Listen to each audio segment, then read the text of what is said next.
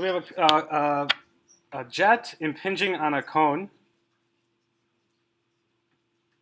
and we know that it will get split in all directions.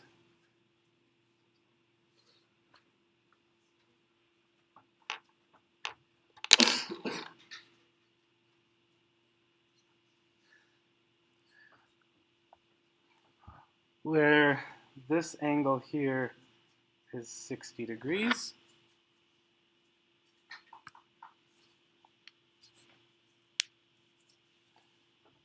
This is another one where you could think about this in a lab. So we know let's say we don't know the weight of the cone itself, but we can measure I guess it would make more sense the other way, but we can measure the force somehow.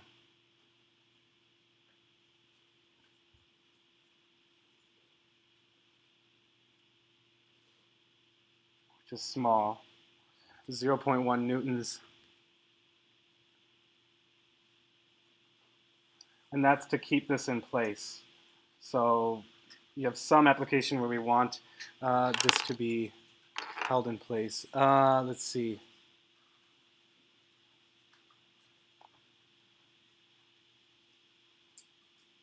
You know the jet has a diameter of 0.1 meters, so it's 10 centimeters.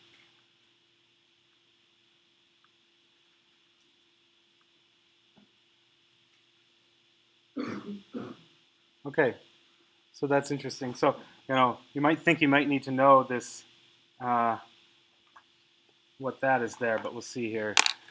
It's not that not needed. Okay.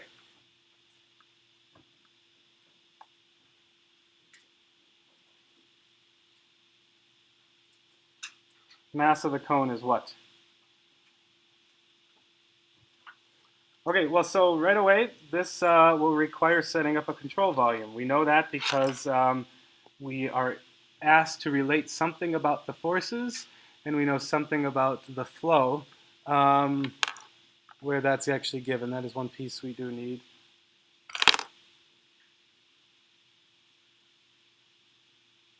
"30 meters per second."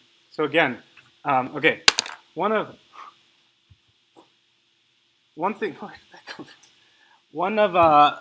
I think what's going to be, and I've mentioned this to a few of you guys in private conversation, but one of the hardest things maybe about this exam and having a final in this class with the way we've structured all the other exams is you're not going to know really what's being asked of you, what tool to use. Whereas all the other exams so far have sort of been like, well, this is just on Bernoulli's equation, so you know you need to use Bernoulli's for everything. This is a control volume approach, you know you're going to have to do control volumes for everything you see on this third exam that we have here. So when you're studying, I think and maybe now that you've already done some studying and you're sitting in here watching me struggle through some problems, and hopefully you guys are in a way more comfortable than I am doing these problems at this point. But one of the things maybe you should focus on here is looking at all the problems, whether the review or homework, and pretend you don't know that it lived in Chapter 5 or it lived in Chapter 6. And especially the later ones, there are aspects of it that, we saw the buoyant force coming in together with, I added the dimensional analysis and the drag on the object. So that would be a piece of advice I would give. I mean, there's nothing directly about the exam I can say about that. I just think of the nature of how our exams have been and how fluids is in general. You have a huge set of tools to apply. Knowing when you come into a problem what it's going to be is going to be important. Okay, so what is our control volume going to look like here? It's actually going to be hard to represent. Oh, yeah, so I'll get back to it. We're going to have to do control volume approaches here while it's a macroscopic view of a system, but also there's forces being related to flow. If it was just flow itself, it would be sufficient to just talk about conservation of mass with our control volumes, but because there's forces involved, or if pressures are involved, right, that means you then need to start talking about the dynamics, which then involves conservation of momentum, and then either conservation of momentum in the control volume or Bernoulli's, or if there's talk about losses of energy, you need to use the energy equation. These things should jump out. Force, I have to do a momentum equation here. Make sense? All right. Not helpful or helpful? I don't know. You don't need to answer. It would hurt my feelings. All right. I haven't finished off my control volume here yet because I'm deciding how to do this. But yeah, we need to do our control volume. You need to be careful here. Perpendicular to the flow so that we can, our v dot ends are just some quantity. And then that's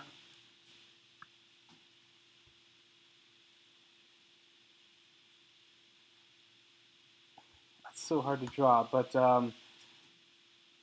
I guess we'll do it like this, but know that it wraps around the entire object. Right, so it's also coming out here, but we're basically including all of the water, but not.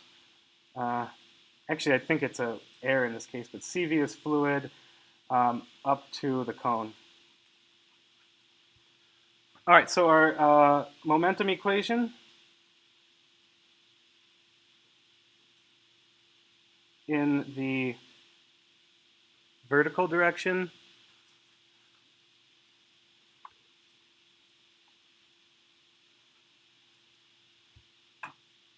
all right, so what have we checked off here? Well, we can assume incompressible, we can assume steady, we can assume uniform flow, and the way we've drawn it is always perpendicular to our control surface. All of these things allow us to just draw, to relate our mass flow rate in all of our out direction, in all of our outward places. Well, that's going to be the sum over this conical,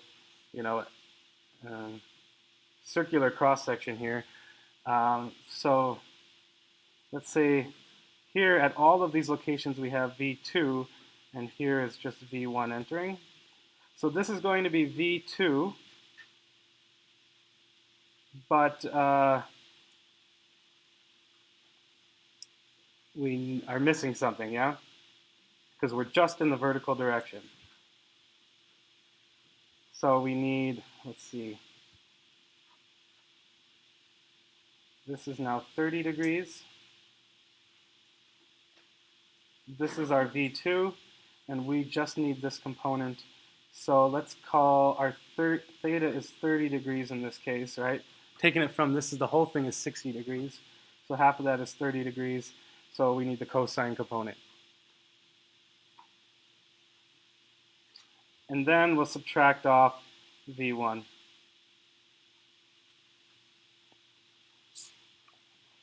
Equals the force, maybe we should call it the force of the cone, Fc. That's in the negative direction. And then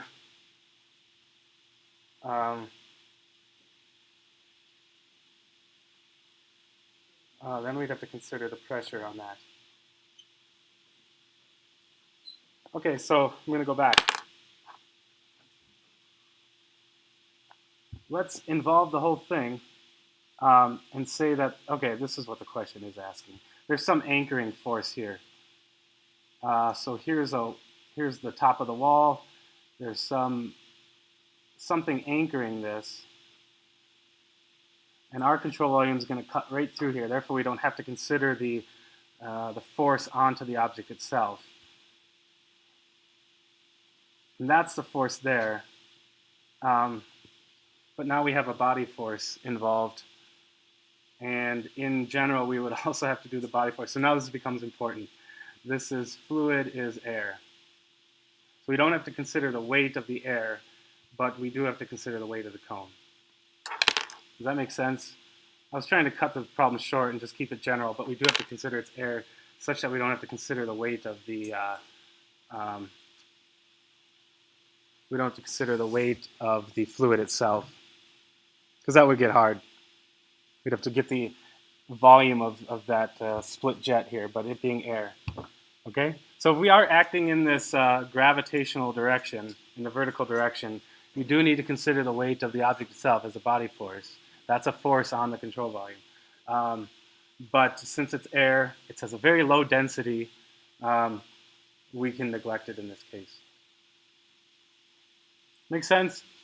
Okay, this is my lack of preparation showing itself.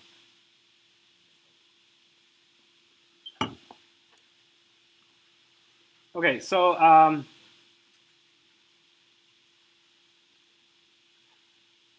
we know that the weight of the cone now is where we're going to see the mass of the cone showing up times g. What else? We know that we need to relate v1 and v2.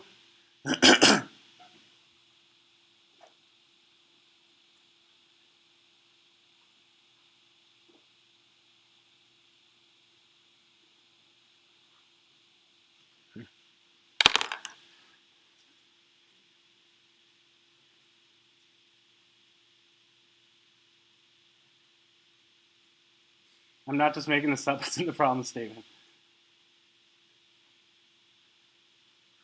Magnitude of velocity remains constant. So I guess that allows us to say v1 equals v2, but in general, those can be different. And in general, we can relate them through continuity. So let's make just a general statement here to help with other problems that we might see. Continuity would say that v1a1 equals v2a2. But in their problem statement, they're basically saying that the total cross-sectional area of our outflow region remains the same as the inflow region. Does that make sense? Okay.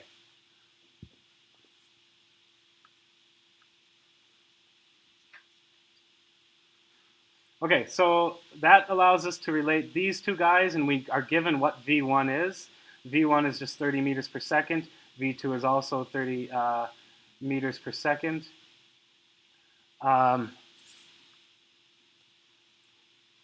We now still need to find out our mass flow rate in terms of known quantities. These are all now, everything is known, and this is a given quantity as well. So this is 0.1 newtons. So now we just need to calculate our mass flow rate. Mass flow rate is just density of the air times the velocity over its area, which is pi d squared over 4. That's a quantity we could look up, that's a per quantity given, and that's a per quantity given. So our weight of the cone is just then that to that side.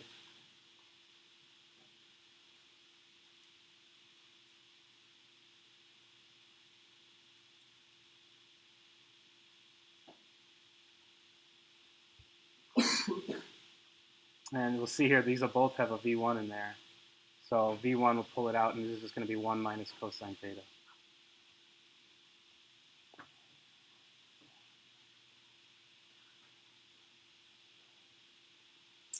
Given in the problem statement, given in the problem statement, given, we determined it to be 30 degrees, and this is a lookup value.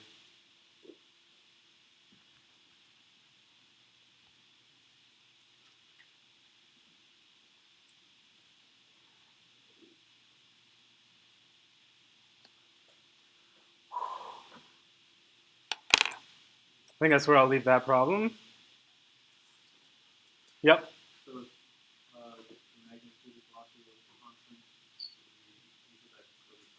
Yeah, I mean, we could easily take this. In fact, I don't mind doing it. Let's say instead you were able to measure this to be something else, some other diameter that's much smaller. So let's call it T. It's some thickness of the jet up here. Okay, so then the area at 2 is going to be, and if we assume it's small, is going to be that's why they didn't do it. Up here is L. So that'll be a circle, and if T is much smaller than L, this is just going to be the circumference, which is just pi d, right?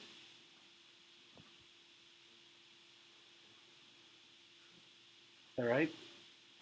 Times the thickness. And if that's the case, and if that was given to you in the problem, you knew the dimensions here, they could have also given you this dimension here, right? And then through geometry figure out what that length is. But if we know that length and we know it's some small t, we can then pretty much say that It's just circles of equal radius at a thickness here. And so the total area of the jet coming out is pi lt. And then we can just say that the velocity is v1 times a1 over a2, which is pi over 4 d squared over pi lt, or v1 d squared over 4 lt. Something like that. They could have easily made it one bit more complicated, but we know that the continuity must be governing this flow as well. Now, there is an aspect of this control volume using momentum that we didn't have to consider here, and I haven't even mentioned it. Right? It's that there's no pressure here. This is a completely free jet. No pressure forces, since it's all a free jet. And this would be the place where we would see the pressure over area forces if they do vary anywhere, on the outside of our control volume or in the control surface itself. So remember that. Like our sluice gate problem, that now involved hydrostatic pressures and resultant forces due to hydrostatic pressure. Okay, maybe I'll make a little bit of a generalization of this problem without going into a new problem. But really, there's a few different systems for, and you can have different things at the same happening at the same time. But for our CV conservation of momentum, you can have free jets, which is all gauge pressure. So there's no pressure effect. You can have completely confined flows, where you do need to consider pressure over area differences, right? And then we can have open channel flows, which means that the force due to pressure is hydrostatic.